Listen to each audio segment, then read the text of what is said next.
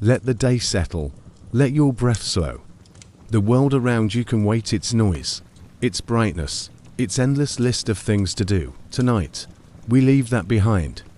We are going back not just a few years, not just a generation, but to a time when the air itself carried soot, when hunger had a name, and when the rhythm of daily life was marked not by clocks and screens, but by hunger, smoke, and footsteps. We are going to the Victorian slums, not the polished world of powdered wigs and royal halls, not the parlor rooms with silk curtains and bookshelves heavy with Latin tomes. No, we will slip into the narrow alleys, where the fog never quite lifted, where walls wept moisture, where children ran barefoot, and entire families shared a room no larger than a pantry. It was a world many lived in, and few escaped. But tonight, we will not rush, we will not judge. We will simply observe, quietly, carefully, step by step. Imagine yourself there now, somewhere in the city, a brick wall to your back, the scent of coal smoke in the air. You hear a distant bell, a cough, a cartwheel creaking down a muddy street. Let's begin. The air is thick, not just with fog, but with smokewood, coal, grease, the fumes of nearby chimneys all mingling into a sour dampness. It clings to your skin and settles in your lungs. You are not yet awake, but already your body feels tired. You lie beneath a wool blanket, stiff with damp. The mattress, if you can call it that, is made of straw, lumpy and sweet-smelling with mildew. It is not your own. You share it with your siblings, possibly your parents, maybe even a stranger who paid a penny for a corner. Your room is dark, not because the sun has not risen, but because the window is small, filthy, and mostly blocked by the wall of the building across the alley. It's one room. This is your entire home. No separate place for cooking, no private place to sleep. The chamber pot sits under the bed, heavy and sour. The floorboards groan as someone steps over you, maybe your brother, getting ready for the docks, or your mother, who sells matches on the corner, if her lungs allow it. The fire went out hours ago. There's no coal left, just a bit of charred wood. Your breath clouds in the air as you sit up. Your shirt is already on because you slept in it. Your boots are by the door, cracked, stiff, still wet from yesterday. Outside, a whistle sounds. It could be the workhouse bell, or the factory shift change. They blur together now. You step out into the hallway, a narrow corridor lined with doors, each one a room like yours. The staircase is steep, warped, and slick. You cling to the railing, careful not to slip.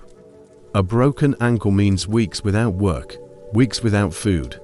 Downstairs, someone is shouting, a child, maybe, or a mother who has found her loaf-eaten.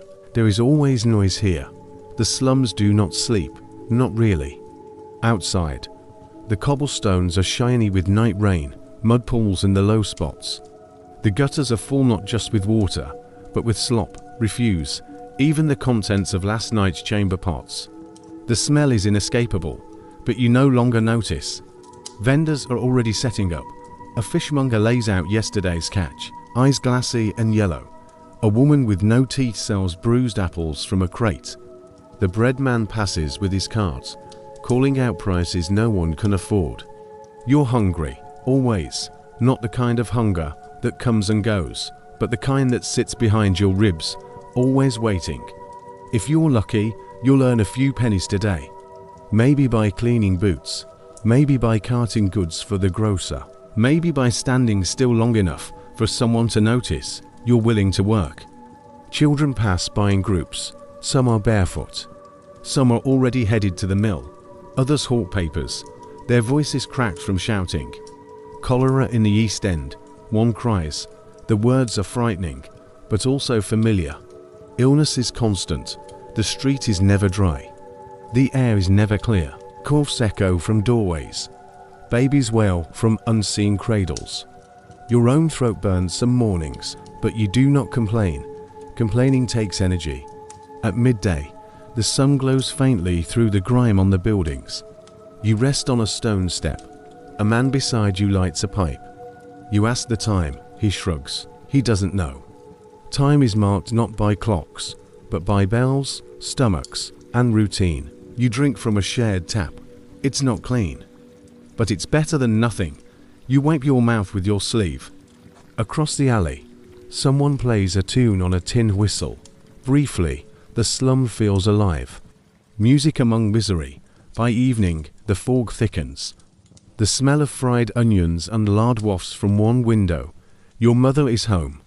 She bought scraps from the butcher trimmings, bone, fat, enough to make broth. You eat it quickly. Warmth fills your belly. Briefly. The night is cold again. There is no fire, just breath and blankets.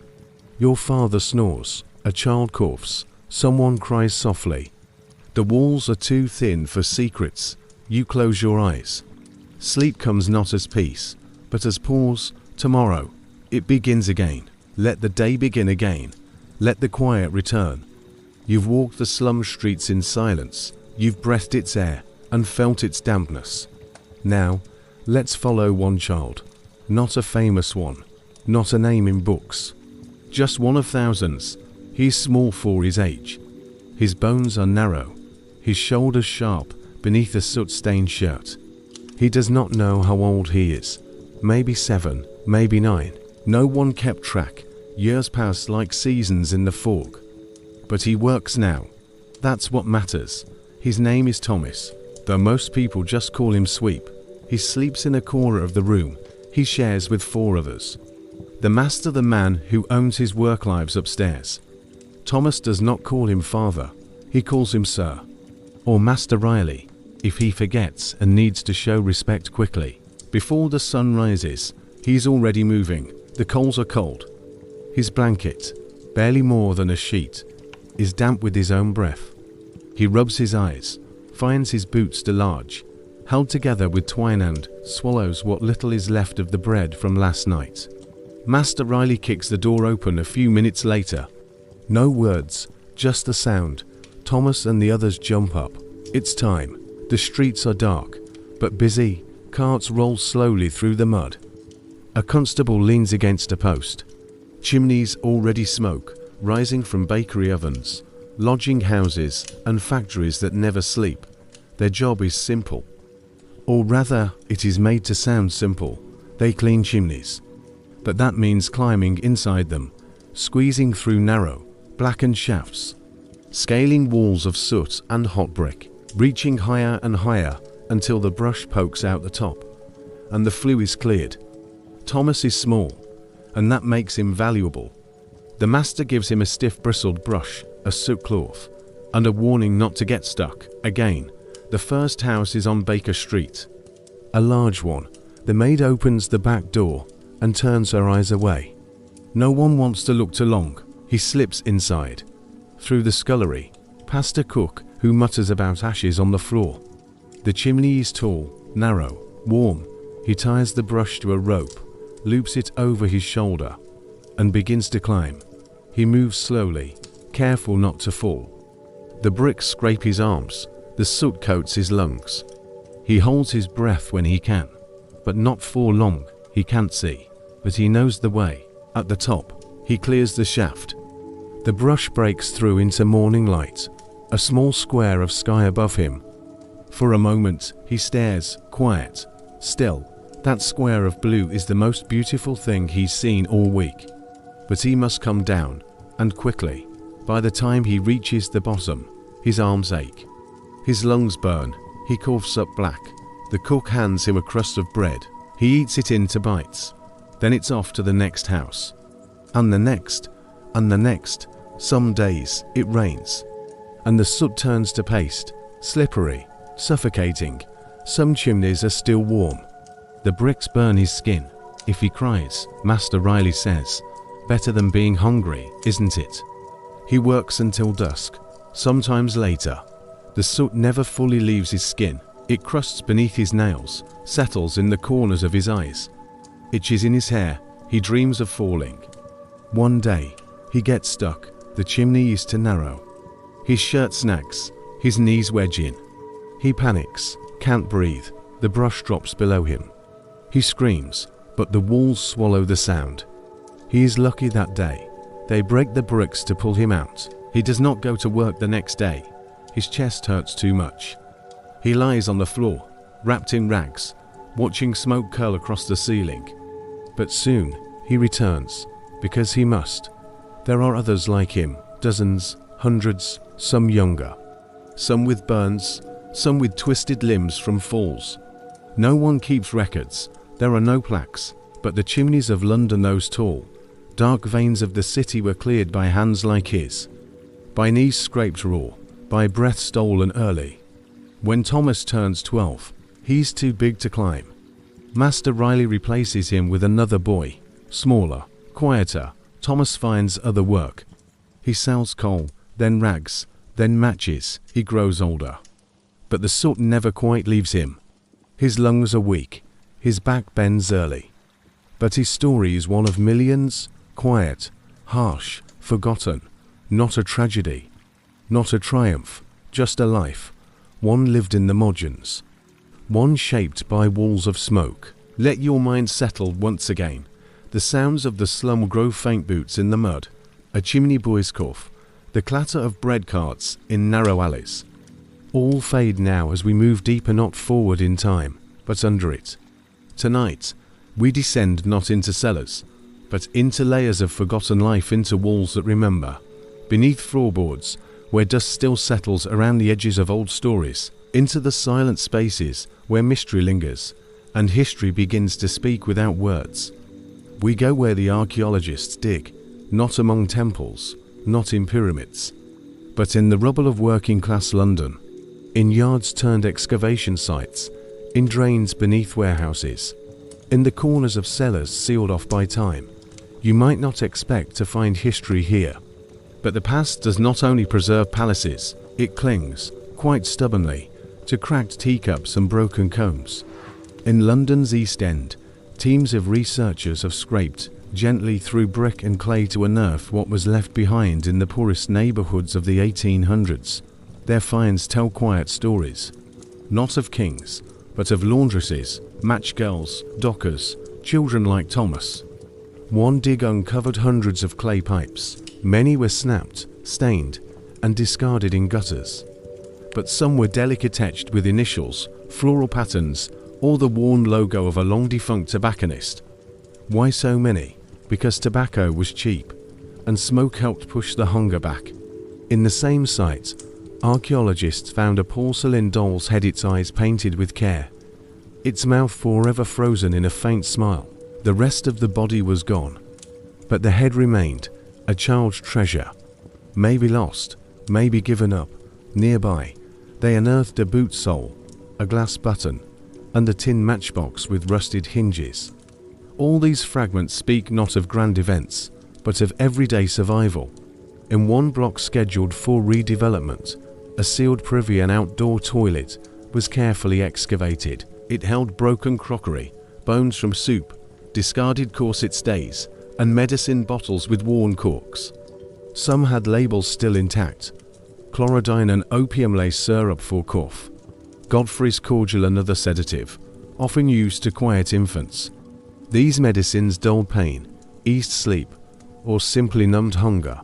In one remarkable find, tucked behind a collapsed wall, was a chalk slate, etched with childish scribbles, addition problems, a doodled sun, a looping name, Mary. We do not know who she was, but she wrote her name down. Perhaps it was the only place she could. Culture in the slums did not vanish. It hid, in songs hummed on corners, in rhymes whispered to babies, in the careful folding of aprons, in small rituals around tea, even if the tea was steeped 3 times. Sometimes, deeper mysteries emerge. A home burned in the 1860s revealed a charred floorboard beneath which someone had tucked a cloth pouch. Inside were buttons, a tiny bone carving of a bird, and a lock of hair. Was it a keepsake, a charm, a curse? No one knows. But someone put it there with purpose. In an alley behind Spitalfields, workers once uncovered a series of tin medallions, stamped with religious images: St. Mary, St. Jude, hung on cords. Belief worn around the neck, belief pressed close to the chest. And yet, amid hardship, beauty remained. Graffiti scratched into wood beams, a star, a name, a heart. Traces of laughter, of love, of memory. Perhaps the most moving discoveries are not objects, but absences, a narrow chimney with deep scratches along the inside wall, likely made by a sweet boy's boots. Evidence not of presence, but passage, a drain pipe blocked by a child's toy indicating where they might have played, or dropped it, or hidden it. These are not the remnants of leaders, but they are proof of life, proof of effort, of trying, failing, living. The slums left behind more than grime. They left behind questions. Who lived here? Who wept here? Who laughed as they stirred soup over a low fire?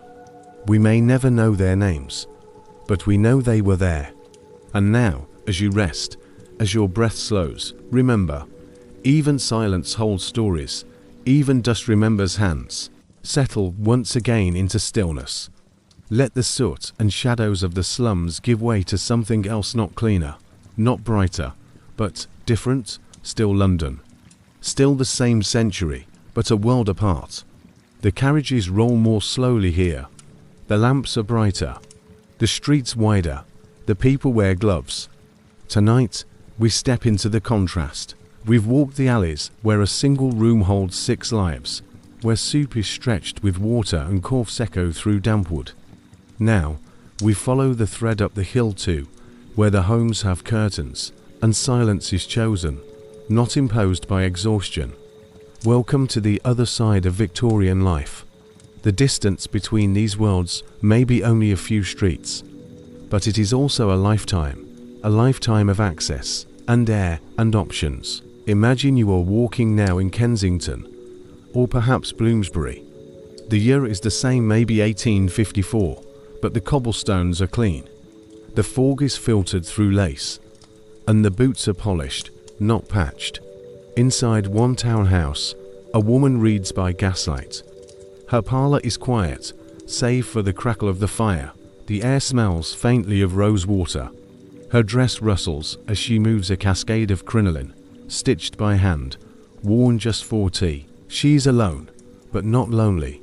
Her servants are close by, though rarely seen. One trims the lamps, one polishes the brass. One, in the kitchen below, tends a stew that will be served at precisely 7:30.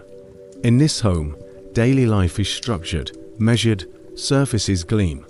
Schedules hold, letters arrive in the morning, folded and sealed.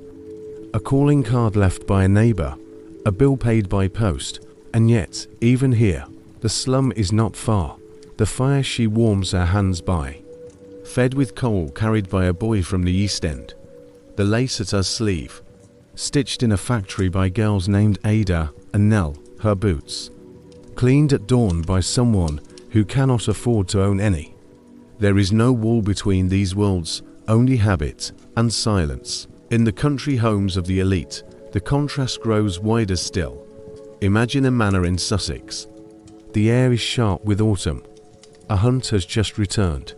The men laugh softly in the drawing room. The women speak in hushed tones. A boy yawns beside a chessboard. The rooms are vast, the ceilings high. A servant kneels to stoke the fire. He doesn't speak unless asked. Dinner is formal. Soup, fish, a roast, silver cutlery, crystal glasses. Servants glide in and out, practiced and invisible. At night, the bedrooms are warmed, the sheets are turned. A maid waits in the hallway should anything be needed. But even here, behind the scent of roasted pheasant and the shimmer of candlelight, the slum remains. The clothes are cleaned by hands that blister. The linen sewn in a factory where daylight is a stranger. The boots lined with leather tanned in vats that stink of ammonia and labour. The elite may never see the slum, but they wear it. Their silence is not ignorance, it is insulation. And yet, among them, there are moments of conscience. Some ladies donate to a charity for fallen women. Others read reports on sanitation. A few, moved by articles and statistics, dare to walk through Whitechapel with a companion. One writes a pamphlet, one funds a soup kitchen. But these are exceptions. For most, The slum is a concept, a footnote, something to be tidied away behind polite conversation. The distance between classes is not measured in gold. It is measured in the number of choices one has. In the slums, a toothache becomes an infection. In the townhouse, it becomes an appointment. In the slums, a child must work. In the parlor, a child must study. In the slums, hunger is daily. In the manor, it is hypothetical. And yet, both worlds share the same city, the same air, the same stars overhead. They pass each other in the street's eyes lowered, gloves buttoned, shoes coated in the same thin film of coal dust. One world smells of violets and lemon polish, the other of smoke and boiled cabbage. Both are real, both are human, but only one is remembered in photographs. The other survives in floor plans, in forgotten records, and in soot that still clings to the bricks of buildings older than memory. And now, as you drift in this quiet reflection, remember, history is not just made by those who rule. It is shaped by those who endure. In parlors and in alleys, in silence and in song, in comfort and in struggle. Imagine her hands, cracked, red, always damp, even when the rest of her body aches from cold. The skin around her nails stained grey with lye. Fingertips calloused by a lifetime of wringing, scrubbing, lifting, folding. Her name is Ellen.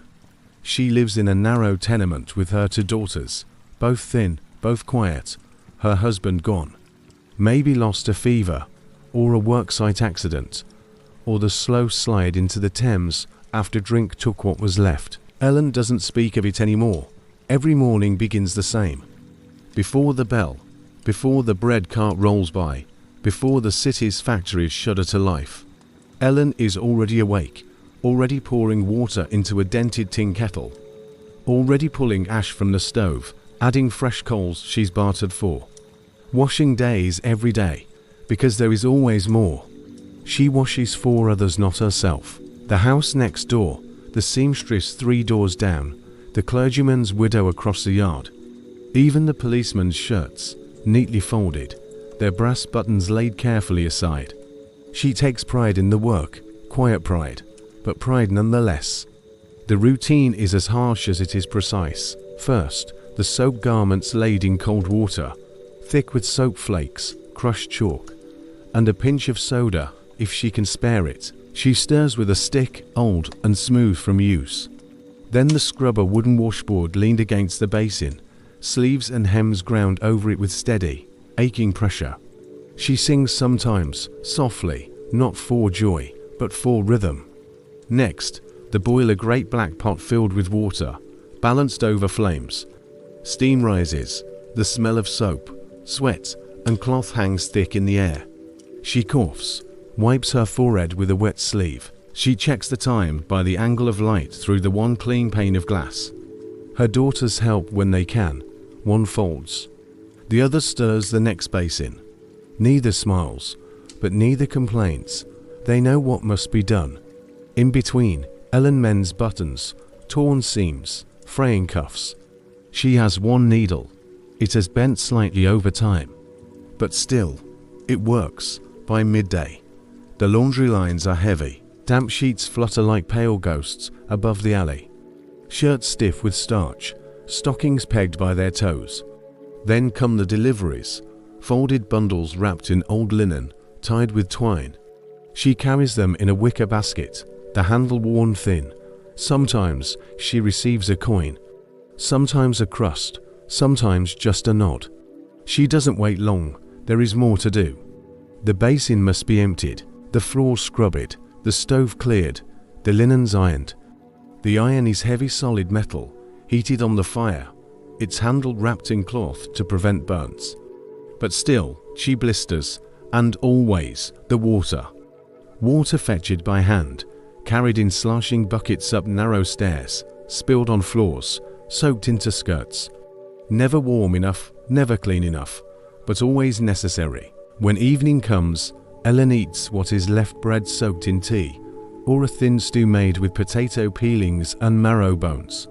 Her fingers tremble as she holds the spoon, but she sleeps quickly, not from peace, but but from exhaustion. Sometimes she dreams of fields, of birds, of silence. But most nights, she dreams of work left undone. Her daughters know, one day, they will do the same, unless the seamstress next door teaches them her trade, or the teacher down the lane accepts them into the parish school. Hope, in the slum, is a quiet thing, like a coal that glows beneath ash, never quite out, never quite bright. And Ellen, she does not ask for thanks. She asks only that the rain stays off until the sheets dry, that the buttons hold, that her girls remain healthy, because in the slums, that is enough. Let your body rest a little deeper now. Let your breath slow again. We have walked far through soot-dark alleys, past shuttered windows and crooked chimneys, through the stories of forgotten lives. And now we sit quietly at the edge of history. The slums of Victorian Britain were not just places, they were experiences. Unfolding, overlapping, disappearing and returning like the smoke that hovered endlessly above them. Not all slums were the same. Some crouched behind factories. Others spilled along rivers. Some were crumbling relics. Others, barely built before they were filled. But all of them held life, messy, strained, often miserable. But still, life. You've seen how people survived in one room. How children worked before they had grown. How women bent over basins not for comfort, but necessity. You've followed Thomas up a soot-choked chimney. You've stood beside Ellen's wash basin, feeling the ache in her fingers as if it were your own. And yet, through it all something endured, rhythm, repetition, even beauty. A slate scrawled with numbers, a lullaby hummed under breath. A polished boot, held with care, a ribbon saved, a sketch on a wall. These are not the images carved in marble, they are not lit in stained glass, but they are real, and they are human. There is no comfort in the slums not by our standards. No softness, no privacy, and yet there were ways people made space for dignity, for order, for meaning, a pot kept clean, a child's cough soothed, a curtain drawn just so. Now, as you lie in comfort under a clean sheet, a soft blanket, with warmth at your fingertips, remember what it means. The warmth is a gift, the quiet, a miracle. The space around you, a luxury hard won by generations past. History is not just about kings and inventions. It is about lives like these, hidden, layered, repeated. It is the rhythm of struggle, the sound of water over fabric, the scrape of bread crust on teeth, the cough that never quite healed, the name carved once on a stair rail and worn smooth by time. And yet tonight, you carry those echoes gently with you, not to feel guilt, but to feel connection. To know that comfort is not the absence of struggle, but its successor. That sleep, in all its peaceful silence, was once something only the fortunate could enjoy. You have that now, so take it. Let the steam fade from the wash house. Let the chimney smoke rise and disappear. Let the footsteps in the alley fade away into the night. And let the city of soot and silence drift quietly into dreams. Tomorrow, you will wake in your own time. But for now, you are held by history. You are safe, and sleep is yours. We begin not with a name, for there are no names written, no tombs with inscriptions, no scrolls or tablets to preserve the sounds of their lives. But still, we will imagine one. Let us call him K, not because that was his true name, but because he represents many. He could have lived 15,000 years ago, or 30,000.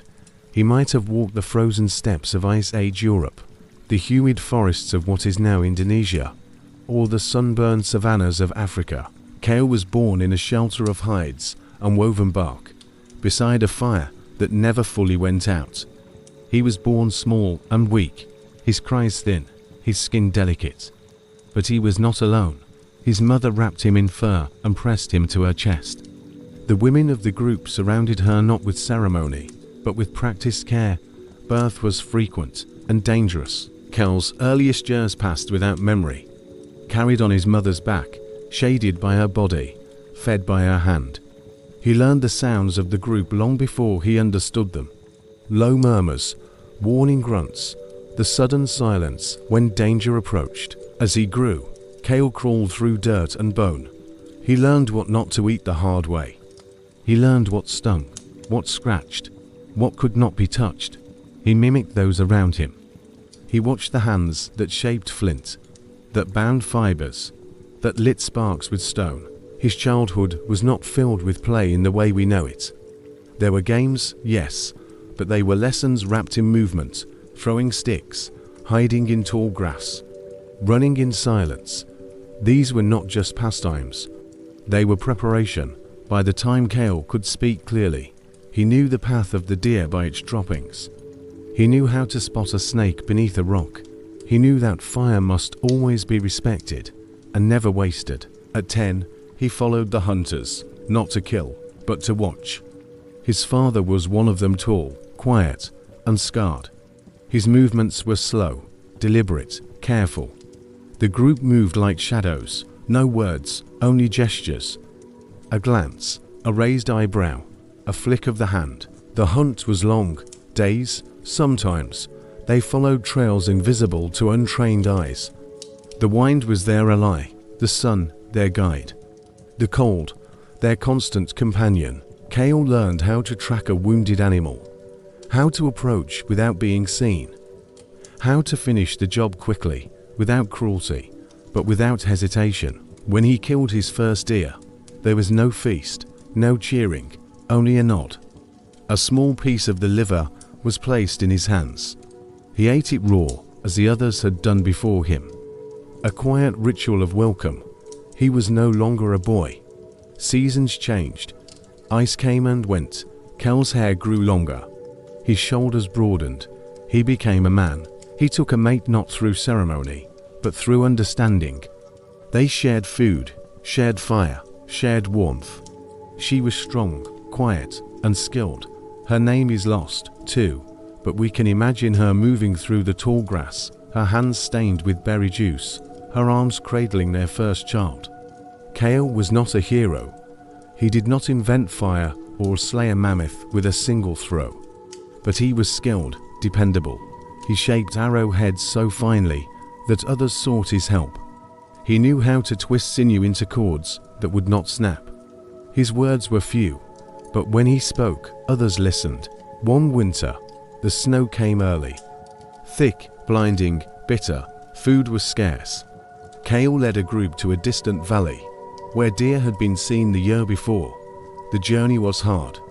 They lost two along the way, one to a hidden crevasse, one to frostbite too far gone. But Cale persisted. He read the land like a book, found tracks beneath the snow, and when they returned, thin and hollow-eyed, but carrying meat, the group survived another month. There was no monument to his leadership, no story passed in verse. Just another quiet success, one of many that held the community together. Years passed. Cale's hair turned grey. His joints ached in the cold. He no longer hunted, but he taught. His hands showed the young how to notch a spear, how to follow the wind. His voice quiet, patience remained steady. One day, he simply did not wake. There was no coffin, no tomb. His body was laid on a raised bed of branches, covered in furs and flowers, facing the sunrise. The group sat around him in silence, not in mourning, as we know it, but in recognition. His work was done. His memory lived in the hands of those he taught, in the tools they used, in the paths they walked. Cale's story, though imagined, mirrors millions. Stone Age lives were not written, but they were lived fully, with struggle, with care, with skill. Each person a link in the unbroken chain of humanity. You would not know Cale if you passed him on the trail, but he was real. And in a way, you carry him with you still, in the shape of your hands, in the instincts you rarely notice, in the fire that warms your home. The Stone Age left no written records, no journals, no scrolls, no painted manuscripts. What remains are traces subtle, broken, buried. And yet, from these fragments, a story still whispers to us across the millennia. A story told by bones, stones, and the careful language of time. Imagine an archaeologist brushing away layers of dirt in a quiet cave. The light is soft. The only sound is the slow rhythm of breath and the delicate tap of a wooden tool. Bit by bit, an ancient truth is uncovered, sometimes a single tooth, a shard of pottery, or a stone blade shaped by hands that vanished 20,000 years ago. One of the oldest mysteries lies in a French cave, Chauvet. Deep inside, hidden from the sun, are images drawn in ochre and charcoal. Lions stalk the walls, rhinos charge, horses run in a rhythmic parade, their shapes hauntingly lifelike. These are not doodles. They are intention. They are meaning. No written explanation survives, and perhaps there never was one. But something in those images tells us that these people thought deeply, that they saw beauty, danger, and story in the world around them. They wanted to remember, or to be remembered. But why these animals? Why in such secrecy, in places only firelight could reach? Some scholars believe these caves were sacred spaces, places of ritual, of dreaming, of connecting with something beyond survival. Perhaps shamans came here to speak to the spirit world. Or perhaps the drawings were gifts for the ancestors, or maps of memory. And always, the silence around them feels deliberate, not ignorance, but reverence. Further north, in the cold earth of Siberia, archaeologists unearthed a burial site known as the Sunjia grave. Two children, perhaps siblings, were laid side by side over 30,000 years ago. Their bodies were adorned with thousands of mammoth ivory beads, carefully carved and sewn into clothing. Their heads rested on fox pelts. Ivory spears were placed beside them. They were young, maybe 10 years old, and yet the care taken in their burial speaks volumes. These children were loved. Their loss was deeply felt. The mourners had no stone church, no hymn, no eulogy, but they left behind time and labor. Beads that would have taken months, maybe years, to make. Why such effort for children who would never grow old? The answer is unknowable, and that is part of the mystery. The Stone Age is not a dark void, it is a softly lit fog, through which we glimpse moments of startling humanity. Even in the humblest tools, there are secrets. A small stone blade might reveal the path of a migration. A bone needle, tiny and curved, tells us they sewed their clothes with care. A shell bracelet found far from any ocean hints at trade routes, or journeys we never imagined. And then there are the burial practices that defy even our guesses. In the caves of Atapuerca in Spain, deep beneath the surface, lie the scattered bones of ancient hominins, early relatives of ours, placed with deliberation into deep shafts. Some believe this was a ritual, a proto-funeral. Others suggest something darker, but the truth remains elusive. Mystery defines the Stone Age as much as stone does. Even their homes are puzzles. Some communities lived in caves cool, dark, stable. Others built shelters of bone and hide, arranged in circles. At sites like Dolní Věstonice in the Czech Republic, mammoth bones were stacked into walls. Fires burned inside. Figurines were molded from clay and fired in kilns long before pottery was common. One of the most famous is the Venus of Willendorf, a small, round figurine of a woman, carved with exaggerated features. She fits in the palm of a hand, yet carries the weight of deep symbolism. Was she a fertility idol, a mother goddess, a symbol of health in lean times? We do not know. But she appears not once, but again and again, across vast distances and cultures. Different forms, same essence. Even music echoes faintly from the past. In caves in Germany, bird bones have been found drilled with Holz flutes. They played something, notes, rhythms, perhaps to calm children, perhaps to dance, perhaps to speak to the stars. And then there is language itself. We do not know what the first words were. We do not know how they sounded. But the evidence of cooperation, of teaching, of planning, suggests language existed. Perhaps as clicks, grunts, tones, perhaps more elaborate. The tongues are lost, but the need to speak, to name, to explain, to comfort was surely there. Each archaeological site is a pause in that deep silence. a place where the unknown leans forward, just slightly, and allows us to peek through. Imagine standing in one of those caves. Your footsteps echo softly, the walls are cool. The smell is old of earth, and fire, and something ancient. You hold a flickering torch, and look at a handprint. It is small, pressed there by a person long gone. A child, a woman, a hunter, whoever they were, they stood where you stand. They pressed their hand to the rock and blew pigment across it, leaving behind not an image, but a presence. They said, in their own way, I was here, and now, so are you. Imagine yourself lying back, the room around you still and quiet, as the weight of the day begins to melt away. Outside, the modern world hums faintly electric lights, distant traffic, perhaps the soft buzz of a refrigerator or the ticking of a clock. But now, we're going to set that world aside. We're leaving it behind entirely. Close your eyes, if you wish, and let your mind drift further and further back. Past the tall cathedrals of the Middle Ages, past the columns of Rome, past the chariots of Egypt and the ziggurats of Mesopotamia. Back before kingdoms, before writing, before metal was ever shaped by human hands, you are going to the Stone Age. It is not a single place or time, but a vast, slow stretch of human experience. Tens of thousands of years, lives lived in silence. Generations born and buried without names we remember, without monuments to mark their passing. And yet, they were real. They were people like us, and yet not like us. They did not sleep on mattresses or read books before bed. Their nights were filled with the sounds of the forest, the howl of wolves, the hiss of fire, and the slow breath of survival. The Stone Age was not primitive in the way we often imagine. It was complex, challenging, and deeply human. So, tonight, let us gently step into their world. Not as explorers or conquerors, but simply as observers. Let the rhythm of their lives unfold around you. Their struggles, their quiet moments, their endless repetition. There is no need to rush. Time moves differently here. Let us begin with their daily life. The sky is a pale grey when you open your eyes. The air is cool, moist, and rich with the scent of soil and old leaves.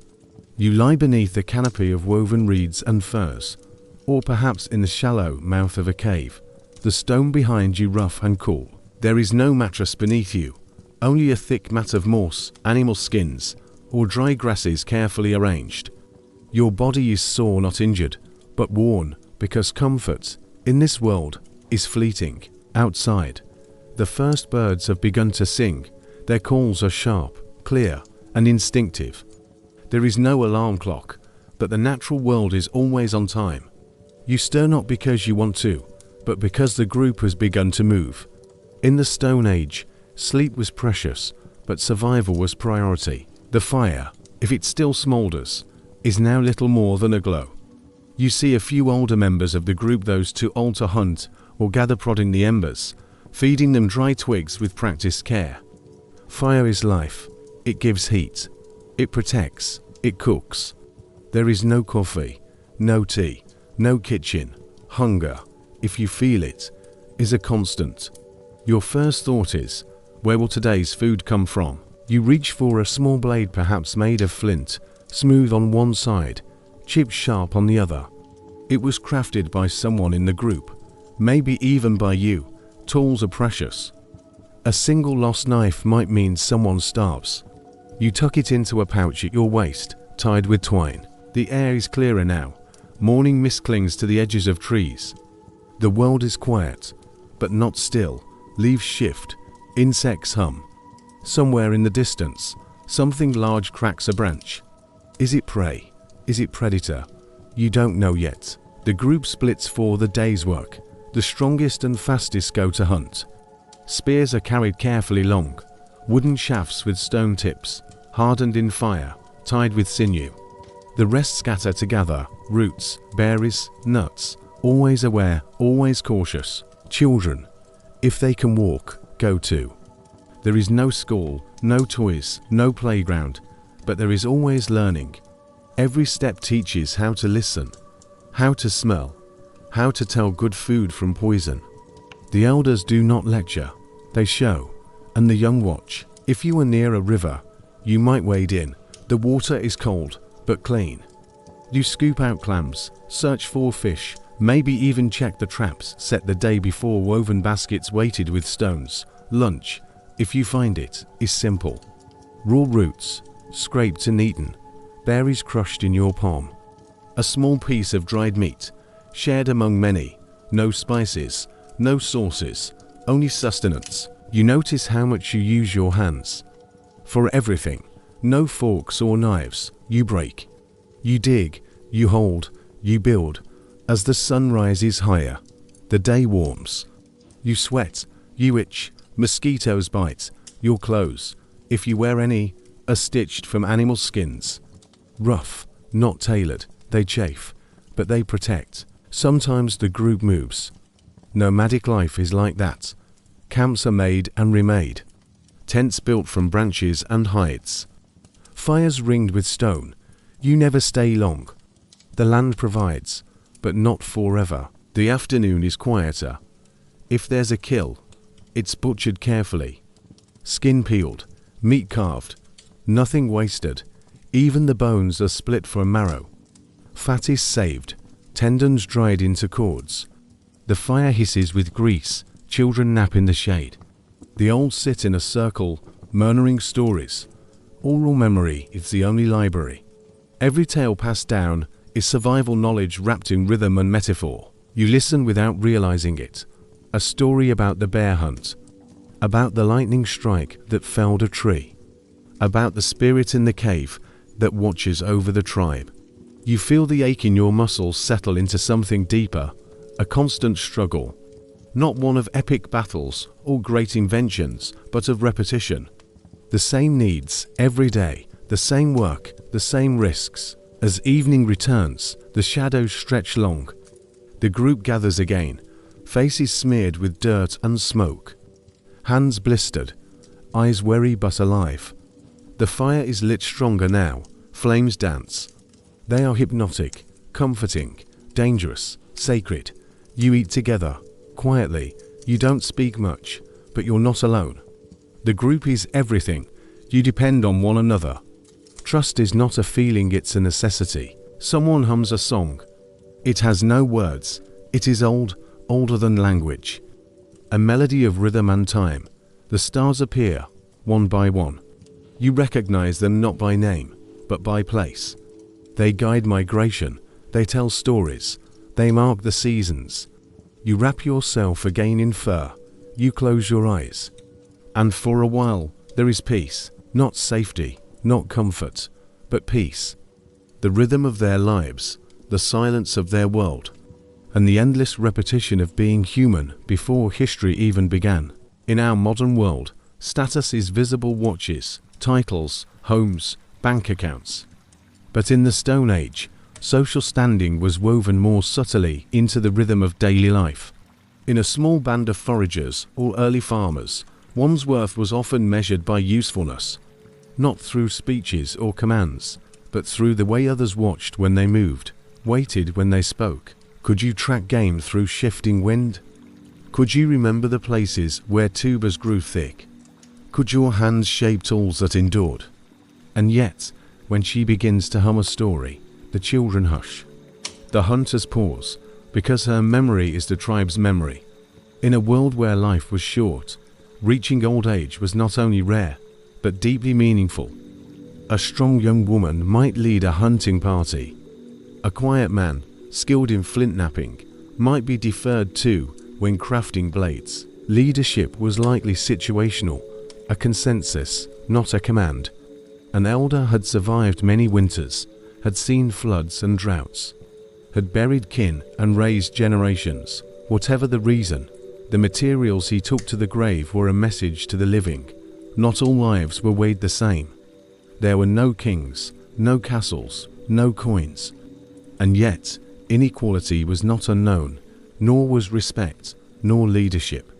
The patterns were different, but they were there. These structures suggest extended families living together, cooperating, sharing, perhaps deferring to a central elder or family leader. Women gathered, yes, but also hunted, built, and led. Men made tools, but also cared for children. Tasks were shaped by need, by skill, by terrain. Let's begin not with power, but with contribution.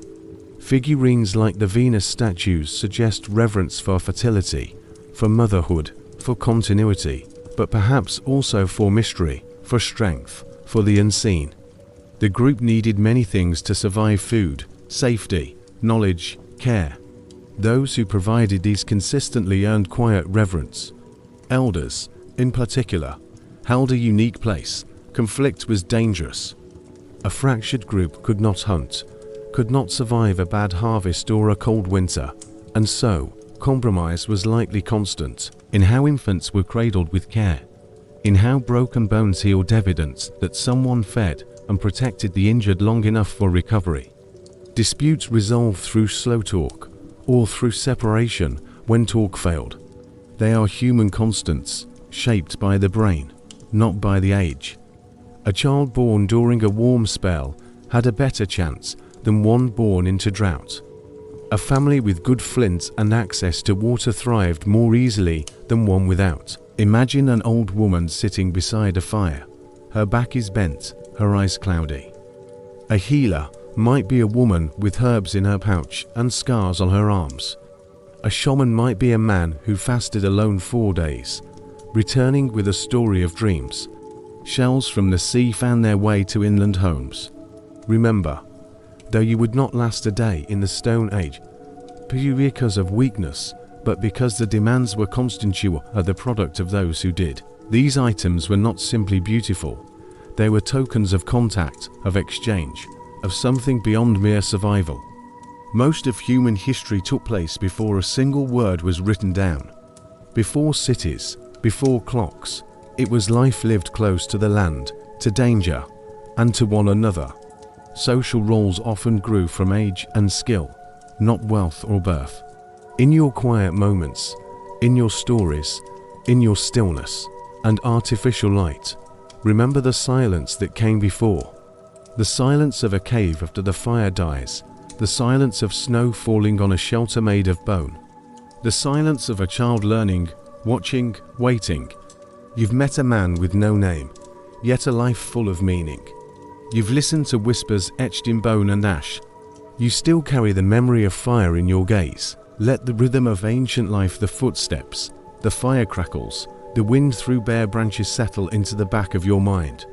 Let the distant drums of your ancestors fade gently into silence. And you've seen how, even in the absence of kings and scrolls, a world full of structure, love, labor, and memory endured. But this is not to say that early humans were always equal. One of lights and language, of schedules and soft beds. The skills needed then were different, not speed, but silence. Not comfort, but resilience. Not information, but instinct. In some communities, especially as farming began and settlements grew, we see the first hints of hierarchy. Burials tell part of the story. In a Neolithic grave in Varna, Bulgaria, dated to over 6,000 years ago, archaeologists found the body of a man buried with more gold than had ever been discovered from that time. Bracelets, beads, and scepters. Nearby, others were buried with little more than a few tools. Why the difference?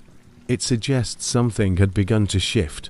Perhaps he was a chieftain, or a priest, or simply someone born into favor. In other places, early farmers built longhouses that could shelter dozens. But what of gender? The Stone Age did not have our modern categories, nor our assumptions. Roles were lightly divided, but not rigidly. In the quiet corners of settlements, traces of ritual suggest women were not only present, but powerful. Spiritual life often mirrored social life, intimate, practical, symbolic. What bound these communities together was not law but necessity. In some places, trade began to shape identity. Beads made of amber traveled hundreds of miles. Obsidian blades appeared far from volcanoes. Perhaps those who traded became respected. Their stories expanded the world. Their hands brought novelty. And yet, Most lives remained small in scope geographically, but not emotionally. Love existed. We see it in how bodies were buried together. Jealousy likely existed too, and grief, and pride. These are not modern inventions. In the end, what separated people in the Stone Age was not so much status but situation. And yet, in that balance of hardship and cooperation, of isolation and belonging, of hunger and firelight, Stone Age life found a rhythm that sustained humanity for tens of thousands of years. A rhythm without palaces, without coins, without names carved in marble, but a rhythm that carried us forward. So now as you lie there hearing the soft pulse of time across this ancient earth, they made it. And so, eventually, did you, and so, you return slowly, softly from the world of stone. You've walked barefoot over rough earth. You've felt the cold of morning fires, the ache of long hunts, the hush of ancient caves. You would not last a day in the Stone Age because you are incapable, but because you are shaped by another rhythm. And yet, some part of you remains tethered to that time. You still gather stories, you still seek warmth, you still listen for footsteps in the dark. The Stone Age was not simply a beginning. It was an age of depth, of longevity. Tonight, as you lie in your modern bed, wrapped in woven fabric, you are part of that lineage. The long echo of humanity. Let that thought be comforting, not daunting. You carry them not only in your genes, but in your dreams. Sleep now. If you wish, tomorrow, the modern world will return. But tonight, you shared in something older. Thank you for spending this time here drifting softly through history. May your sleep be deep, and your dreams ancient. Imagine the early morning air again. The smoke from last night's fire has faded to a soft scent, clinging to hair and clothing. Somewhere nearby, the chickens begin their gentle scratching. A pot clinks softly against another as it's moved in the cool dimness of a small clay-walled home. In this world, we meet someone different. She's not a hunter, not a shaman, not a builder of walls or sower of seeds. Her name has not survived, but we will call her Ayla, for ease and for rhythm. A woman of the early Neolithic, perhaps 9,000 years ago. Her world is small, yet layered with meaning. Her hands are worn, but skilled. Her work is both practical and sacred. Ayla is a potter, and that means she is, in quiet ways, one of the most essential people in her settlement. She lives near the edge of the village, close to the stream.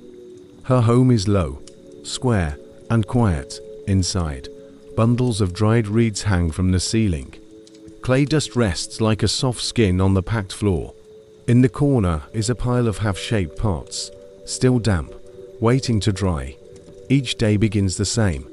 She wakes with the light not because she must, but because it is her rhythm. The birds stir, the air shifts, the work calls softly. She checks yesterday's pots, runs a thumb along the edge to test for cracks, lifts each one carefully and sets it up right near the doorway where the sun might warm them later. Then she kneels beside a worn stone basin. Here, she mixes her clay.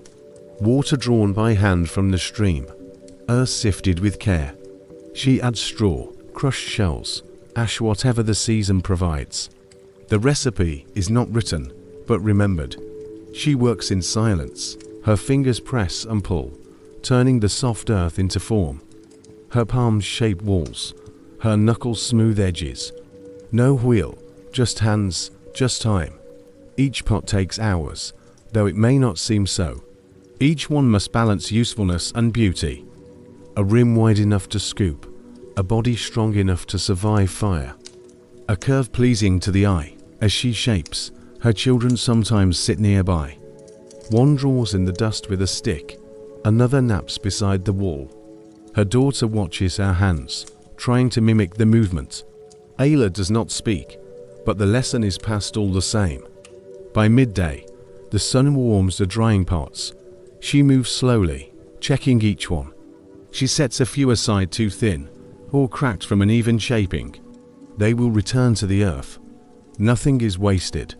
In the afternoon, she prepares the fire, There is no kill in the modern sense, just a pit dug shallow into the ground. She lines it with shards and old stones, then places the driest pots inside. She adds wood carefully, small at first, then thicker.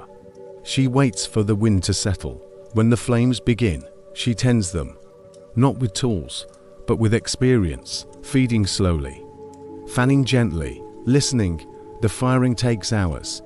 The heat must be even, the smoke must flow away, not settle.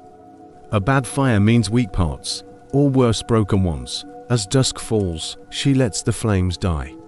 The pit glows like a bed of coals. She will not open it until morning. The earth must cool slowly. Patience is survival. That evening, she shares a meal of flatbread and lentils with her family. She eats from a pot she made, drinks from a vessel etched with marks of birds and sun. Her work touches every part of the meal. Later, she sits by the fire with the elders. Someone sings. She hums softly. Her hands, empty now, twitch with muscle memory. She watches the firelight flicker across the village. Shadows dance on mud walls. Dogs stir and resettle. The night wraps them all in stillness. In her lifetime, Ayla will shape hundreds of pots. Most will crack. Many will be buried. A few will be passed down. One, perhaps, will survive the centuries, discovered by a modern hand beneath layers of dirt. When that hand lifts the pot into light, sees the thumbprint still faint on the rim, feels the shape of the base, they will ask, who made this? They will never know her name, but her work will answer quietly, I was here. Close your eyes for a moment, let the weight of the past settle again around you, not as a burden, but as a gentle warmth. The fire in Allah's hearth has gone out, her pots are cooling in their pit, and the village hums with the soft hush of sleep. But beneath this simple rhythm, there are older things, quiet things, things buried in the earth, pressed into walls, scratched into stone. This is where we explore the secrets of the first villages, not in legends, but in what they left behind. Take your mind now to Kotolyuk, one of the oldest known towns in the world. Over 9,000 years old, a place without streets, where homes were entered through the roof, where people walked across their neighbors' houses as easily as we step across a garden path. It was not grand. There were no palaces, no towering temples, but it was careful. The walls of Kotolyuk were painted, over and over, through generations, ochre, charcoal, white lime. In some homes, bulls' heads, horns mounted like guardians. In others, leopards, vultures, and human figures with outstretched arms. What did they mean? No one truly knows. The images repeat, but the message is missing. Perhaps the bull stood for strength, or food, or perhaps a spirit. Even more curious, many homes held burials beneath the floor, tightly curled bodies, wrapped in mats. Sometimes alone, sometimes with beads, or tools, or clay figurines. One room might hold 5, or 10, or more. They lived on top of their dead. And yet there was no fear in this arrangement. It seems intentional. The ancestors were part of the home, not hidden away. A foundation, not a memory. Some bodies were later dug up, moved, rearranged. Skulls were separated, painted red, and placed in special niches. To us, this is unsettling, but to them, it was reverence. A connection between the living and the long gone, a cycle, a dialogue without words. Archaeologists have unearthed figurines, small, rounded, abstract, often female, seated calmly, sometimes flanked by animals, sometimes giving birth. Were they goddesses, mothers, spirit guardians, symbols of continuity? They appear again and again, shaped in the same style from house to house, passed from hand to hand, not idols of fear, but of care, of fertility, of presence. And then there are the strange objects found hidden in walls. One home held a bundle of tightly tied reeds tucked into a niche. Another, a carved obsidian mirror facing inward. What were they protecting, or hiding, or honoring? Some theorize that each home was a miniature temple, a sacred space in its own right. There were no great religious buildings at Kotoluk, but perhaps that was because every home carried spiritual meaning. We also find footprints, yes, literal footprints pressed into drying clay thousands of years ago. One belongs to a child, another to a dog. They walked across a roof while it was still wet. Their moment, accidental and eternal, now seen again under museum glass. In those prints, there is no ceremony, just presence, just proof. Even in artifacts, there are quiet questions. Obsidian blades with no signs of use, ceremonial, perhaps. A bone flute with a snapped edge broken in ritual or by time. A woven basket preserved in dry earth patched many times, used with love. There is no writing to guide us, no epic poem, no myth engraved in stone. And yet the village tells its own story, one of patterns, of slow change, of people living in the same space across generations, shaping their walls, their tools, and their beliefs with soft, human hands. The mystery lies not in a single object, but in their repetition. The same symbols appearing across homes, the same care given to burial, the same choice to paint, to shape, to remember. Perhaps the most haunting aspect is this: for thousands of years, these people lived without war. No weapons of battle have been found. No burned villages, no mass graves. They had conflict, surely. But something about their world was balanced, at least for a time. And in that balance, they built homes and filled them with quiet beauty. So as you lie there now, imagine standing in one of those houses, bare feet on clay, firelight flickering across red handprints, the scent of dried herbs, the low sound of grinding stone. You're not looking at a ruin, you're looking at a life, a belief, a culture that speaks without words. And it says, we were here, we stayed, and we remembered. How the first villages changed everything. Your body sink a little deeper now. The air is still, the world outside fades to a quiet hush. You are safe, and warm, and still. We return, gently, to the distant past. But this time, not to a world of wandering, not to the camps and cold mornings of the deep Stone Age. No, tonight, we step into something different. The moment when people stopped walking, when they laid stones in a circle, not for protection, but to say, this is home. It did not happen quickly. There was no switch from walled to settled, no single fire that stayed lit forever. But slowly, across thousands of years, the rhythm of human life shifted. People stayed longer in one place. They began to plant seeds, to herd animals, to build homes first from branches and grass, then mud and stone. They cooked over the same hearth night after night. Children were born in the same walls where their grandparents died. This is the story of the first villages, before cities, before empires, before roads and rulers. There were clusters of homes, flickering fires, woven baskets, and walls painted with simple hands.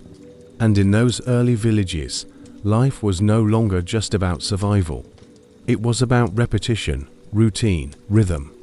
So let's gently walk into one, a Neolithic settlement, somewhere between 8,000 and 10,000 years ago. Let's begin with a day in their life. The sun rises slowly over the flat horizon. There are no chimneys, no plumes of smoke. Just low, square homes made of mud and straw, their walls still damp from the dew of night. You are lying on a bed of packed reeds. The floor beneath you is cool, made of clay smoothed by many feet. Overhead, the ceiling is low and dark. Wood beams hold up a roof of thatch. There is no window, only a small hole for smoke to drift upward. Beside you, the embers of a fire have turned to ash. The faint smell of wood smoke clings to your skin, and your clothes coarse linen, hand-woven, coloured with crushed plants and earth. Someone stirs, not with alarm, but with the slow patience of a day that will look much like the one before it. The home has one room, maybe two. A grinding stone leans in one corner, its surface dusted with fine flour from the day's work before. A jar sits nearby, sealed with beeswax inside. Grain, barley, Maybe. Wheat, you step outside. The air is still. A few dogs, small, wolfish, but friendly, sniff the ground. Chickens scratch at the dirt, heads bobbing. The village is quiet, but alive. You are in a settlement of perhaps 200 people, maybe less.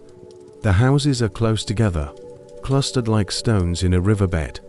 No streets, just pathways, worn by bare feet. Each home has a hearth, a place for food, a place for sleep. Outside, clay pots line the walls, drying in the sun. Some are plain. Others are decorated with soft lines, swirls, dots pressed with sticks or fingers. The day begins with work, but it is not rushed. A woman grinds grain, the rhythmic motion of stone on stone echoing faintly. A child carries a gourd of water from a nearby spring. Two men walk toward the fields, baskets on their backs. The fields are not vast, just cleared patches of land, rough, uneven, full of promise. They plant in simple rows, seeds dropped carefully into shallow trenches, then covered with dirt. No plows yet, no wheels, just hands, sticks, and time. Elsewhere, a man repairs a wall. He mixes mud and straw, slaps it into place, smooths it with care. The home has no door, just a low entrance you crawl through. But inside, it is warm, clean, familiar. The village works together, not in unison, but in rhythm. No bells, no clocks, just the sun, the seasons, and the knowledge passed from hand to hand. At mid-morning, smoke rises. Someone is baking flatbread on hot stones. The smell is soft and sweet. A group of women sit weaving reeds, flax, wool. Their fingers move quickly, twisting strands, tying knots. A baby sleeps nearby, wrapped in a cloth sling. There is no writing, but there is memory. Everyone knows what to do. Children roam in small groups. They chase insects, pick up stones, mimic their elders. One boy carves a stick with a flint knife. Another girl helps her mother dip a pot into red ochre and press her hand to the side. Around midday, the sun grows stronger. Work slows. People rest in the shade of walls. They eat from shared bowls, lentils, grain, dried figs, maybe goat's milk. It is simple, but nourishing. There is laughter but soft. There is music but simple, a flute made from a bird's bone. A drum stretched with animal skin. Rhythm is everywhere. The afternoon brings more work. Repairing thatch, mending nets, checking on stored grain. Some men head out with slings and spears, still hunting, even now. Evenings are slower, fires are lit, stories are told. Faces flicker in the golden light. Someone tells of a storm, or a spirit seen in a dream. Someone else hums a song they learned as a child, too old now to remember where it came from. You feel the weight of a day lived without rush. A day shaped not by news, or markets, or deadlines, but by needs, and habits, and care. You return to your home. Curl up near the fading fire. The smoke curls gently upward. Someone adds a twig. You hear a dog settle nearby. The stars rise, quiet, and so ends another day in the first village. A world where everything changed, but slowly, so slowly that no one even noticed.